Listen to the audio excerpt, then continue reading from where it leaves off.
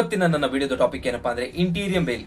ಈಗಾಗಲೇ ನನ್ನ ಒಂದು ಚಾನೆಲ್ ನಲ್ಲಿ ಆಂಟಿಸಿಪೇಟರಿ ಬೇಲ್ ಅದೇ ರೀತಿ ರೆಗ್ಯುಲರ್ ಬೇಲ್ಗೆ ಸಂಬಂಧಪಟ್ಟಂತೆ ವಿಡಿಯೋಗಳನ್ನ ನಾನು ಈಗಾಗಲೇ ಮಾಡಿದ್ದೀನಿ. ಸೊ ನಿಮಗೆ ಅದು ಕ್ಲಿಯರ್ ಆಗಿ ಅರ್ಥ ಆಗ್ಬೇಕಂದ್ರೆ ನನ್ನ ಹಳೆ ವಿಡಿಯೋಗಳನ್ನ ನೀವು ನೋಡಬಹುದು.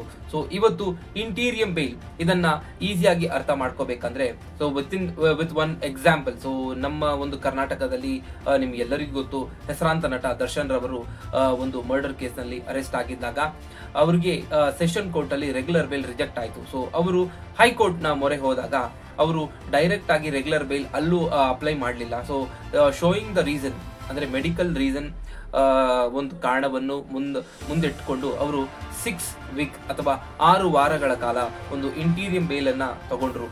ಅದನ್ನ ತಗೊಂಡ್ಮೇಲೆ ಸೊ ಕೋರ್ಟ್ ಹಾಕುವಂತೆ ಕೆಲವಷ್ಟು ಕಂಡೀಷನ್ಸ್ ಹಾಕುತ್ತೆ. ಎವಿಡೆನ್ಸ್ ನ ಟ್ಯಾಂಪರ್ ಮಾಡಬಾರ್ದು, ಅದೇ ರೀತಿ ಪ್ರಾಸಿಕ್ಯೂಷನ್ಗೆ ನೀವು ಹೆಲ್ಪ್ ಮಾಡಬೇಕು, ಪ್ರಾಸಿಕ್ಯೂಷನ್ ವಿಟ್ನೆಸಸ್ ಯಾರಿಗೂ ನೀವು ಹೆದರಿಸಬಾರ್ದು. ಯಾವುದೇ ಒಂದು ಕಂಡೀಷನ್ಸ್ ಕೋರ್ಟ್ ಹಾಕಿದ್ರು ಆ ಒಂದು ಕಂಡೀಷನ್ಸ್ಗೆ ಬದ್ಧರಾಗಿದ್ದು, ಅದೇ ರೀತಿ ಪರ್ಸನಲ್ ಬಾಂಡ್ಸ್ ಏನ್ ಕಂಡೀಷನ್ಸ್ ಆಗಿದೆ ಎಲ್ಲವನ್ನು ನಾವು ಕೋರ್ಟ್ ಏನ್ ಹೇಳುತ್ತೆ ಅದನ್ನ ಕೇಳ್ತೀವಿ ಅಂತ ಈ ಒಂದು ಕಂಡೀಷನ್ಸ್ಗೆ ಅವರು ಒಪ್ಪಿ ಆ ಒಂದು ಇಂಟೀರಿಯಂ ಬೇಲ್ ತಗೊಂಡಂಥದ್ದು. ಅದಾದ ಮೇಲೆ so extending of that interim bail ಮಾಡ್ಕೋಬಹುದು. ಆದ್ರೆ ಇಲ್ಲಿ ಸಾಮಾನ್ಯವಾಗಿ in murder case session court bail ಕೊಡ್ಬೋದು ಬಹಳಷ್ಟು ತೀರಾ ಕಡಿಮೆ.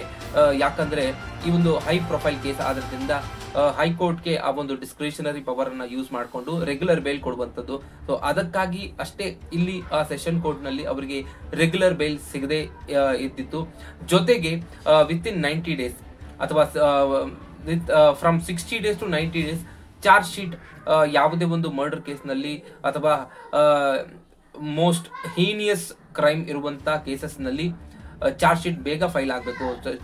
ಚಾರ್ಜ್ ಶೀಟ್ ಫೈಲ್ ಆಗದೇ ಇದ್ದಲ್ಲಿ ಅವರಿಗೆ ಬೈ ಡಿಫಾಲ್ಟ್ ಚಾರ್ಜ್ ಶೀಟ್ ವಿಳಂಬ ಈ ಒಂದು ಕಾರಣವನ್ನು ಗ್ರೌಂಡ್ಸ್ ಆಗಿ ಇಟ್ಕೊಂಡು ಅವರಿಗೆ ಬೇಲ್ ಸಿಗುವಂತದ್ದು. ಸೊ ಇವರ ಒಂದು ಕೇಸಲ್ಲಿ ಚಾರ್ಜ್ ಶೀಟ್ ಸುಮಾರು 4,000 to 5,000 ಪುಟಗಳಷ್ಟು ಚಾರ್ಜ್ ಶೀಟ್ ಫೈಲ್ ಆಗಿದೆ with in this short time. So ಇದನ್ನ ಮುಂದಿಟ್ಕೊಂಡು ಅವರು ಚಾರ್ಜ್ ಶೀಟ್ ಫೈಲ್ ಆಗಿದೆ, ಸೊ ಕೇಸನ್ನ ನಾವು ನಡ್ಸ್ಕೊಂಡು ಹೋಗ್ತೀವಿ. ಅದೇ ರೀತಿ that person is well known public figure.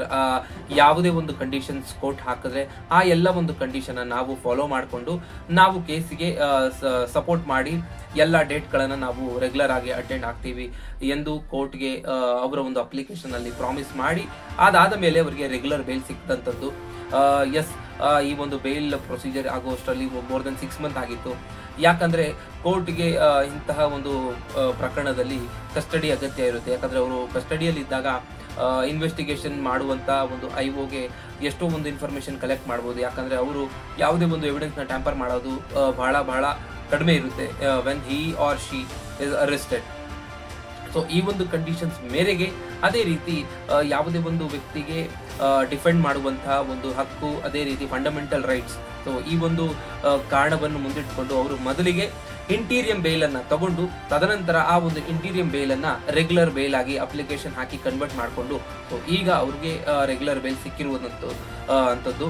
So ಇದೇ difference between anticipatory bail and regular bail. So interim bail, it is for very short term based on grounds like health issue, ಅದೇ ರೀತಿ ಯಾವುದೇ ಒಂದು ಇಂಪಾರ್ಟೆಂಟ್ ವಿಷಯಕ್ಕೆ ನೀವೇ ಬೇಕಾಗಿರುತ್ತೆ. So ಇಂತಹ ಸಂದರ್ಭದಲ್ಲಿ ನಿಮಗೆ ಇಂಟೀರಿಯಂ ಬೇಲ್ ಸೆಷನ್ ಕೋರ್ಟ್ ಅಥವಾ ಹೈಕೋರ್ಟ್ ನೀಡುವಂಥದ್ದು, ಎಷ್ಟೋ ಸರ್ತಿ ಸುಪ್ರೀಂ ಕೋರ್ಟ್ ಸಹ ನೀಡುವಂಥದ್ದು.